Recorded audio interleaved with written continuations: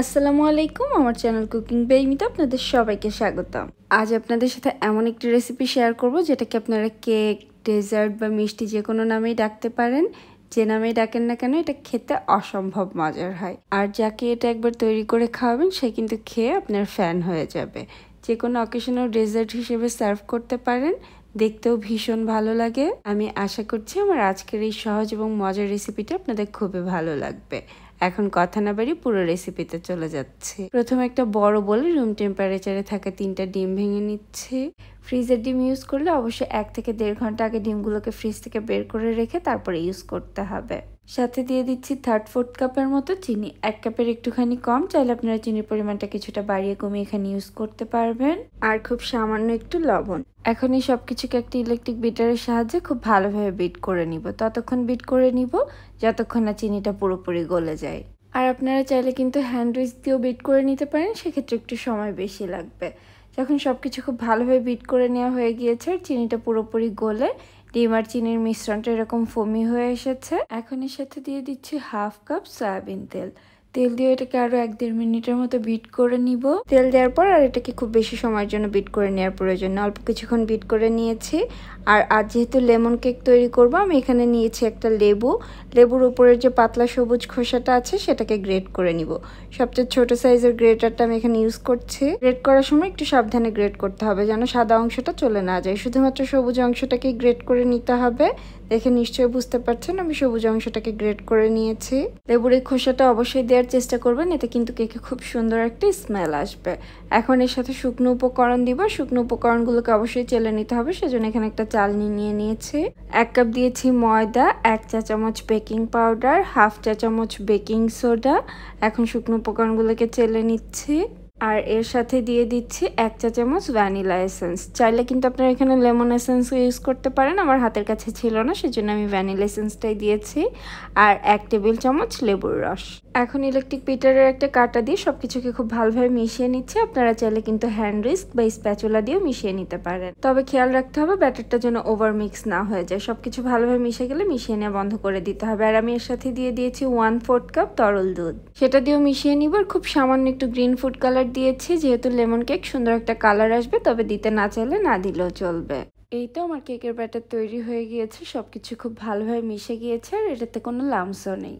আর কেকটা বেক করার জন্য আমি এখানে একটি স্কোয়ার শেপের কেকের মোল্ড ইউজ করছি। আপনারা চাইলে রাউন্ড শেপের কেকের মোল্ড ইউজ করতে পারেন। এই মোল্ডের ভেতরে আমি খুব ভালোভাবে তেল ব্রাশ করে একটা বেকিং পেপার লাগিয়ে নিয়েছি। তবে আপনাদের হাতের কাছে বেকিং পেপার না থাকলে আপনারা তেলটাকে ব্রাশ করে তারপর ময়দা দিয়ে সেটাকে ডাস্ট করে নিতে পারেন। সবটুকু কেকের ব্যাটার আমি কেকের মোল্ডে ঢেলে নিয়েছি। তারপরে এই বাটিটাকে কয়েকবার একটু ট্যাপ করে নিব, ভেতরে কোনো এয়ার বাবল থাকলে সেগুলো বের হয়ে যাবে। আর আজ যেহেতু কেকটা চুলায় বেক করব, চুলায় আগে থেকে একটা পাতিলে ভেতরে বেশ খানিকটা লবণ দিয়ে স্টিলের একটা স্ট্যান্ড বসিয়ে এটাকে 10 মিনিট ঢাকনা দিয়ে ঢেকে প্রিহিট করে নিয়েছি। যদি পাতিলে লবণ ইউজ করতে না চান সেক্ষেত্রে মোটা তলানিযুক্ত পাতিল ইউজ করতে পারেন। আর অবশ্যই চেষ্টা করবেন কেকের ব্যাটারটা তৈরি করার আগে পাতিলটাকে প্রিহিট করে নেওয়ার জন্য, কেননা কেকের ব্যাটার তৈরি করে রেখে দিলে কেকটা কিন্তু খুব একটা ভালো হবে না। কেকের মোল্ডটাকে ভেতরে বসিয়ে দিয়েছে, এখন এটাকে ঢাকনা দিয়ে ঢেকে 30 থেকে 35 মিনিট বেক করে নিব। প্রথম 5 মিনিট চুলার আঁচটাকে মিডিয়াম লোতে রেখে তারপরের 25 থেকে 30 মিনিট চুলার আঁচটাকে মোটামুটি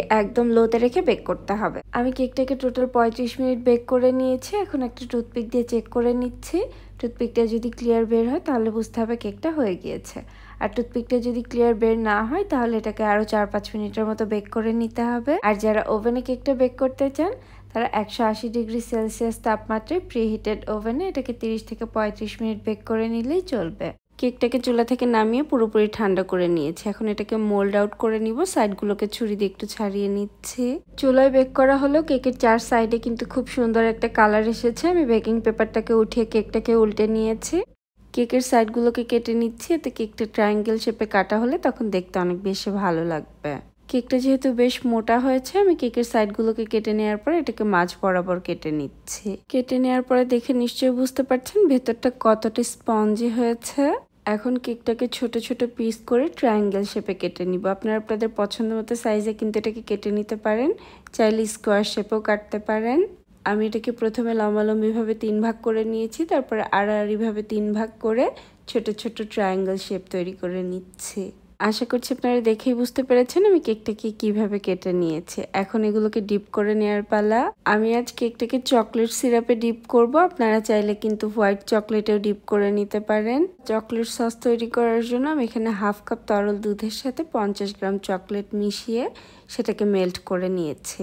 সেটা দিয়ে কেকটাকে ডিপ করে নিব। আপনারা চাইলে কিন্তু অন্য যে কোনো চকলেট সিরাপ এখানে ইউজ করতে পারেন। আর সাইডটাকে কোটিং করার জন্য এখানে কিছুটা শুকনো নারকেলের গুঁড়া বা ডেসিকেটেড কোকোনাট নিয়ে নিয়েছি। যে কোনো সুপার শপে এই শুকনো নারকেলটা খুব ইজিলি পেয়ে যাবেন বা বাসায়ও তৈরি করে নিতে পারেন। সেক্ষেত্রে কোরানো নারকেলটাকে 2-3 দিন রোদ্রে দিয়ে শুকিয়ে নিতে পারেন বা চুলায় নিয়েও সেটাকে শুকিয়ে নিতে পারেন, তাহলেই শুকনো নারকেলের গুঁড়া তৈরি হয়ে যাবে। কথা বলতে বলতে আমি একটা তৈরি করে নিয়েছি, আরও একটা তৈরি করে আপনাদের দেখিয়ে দিচ্ছি।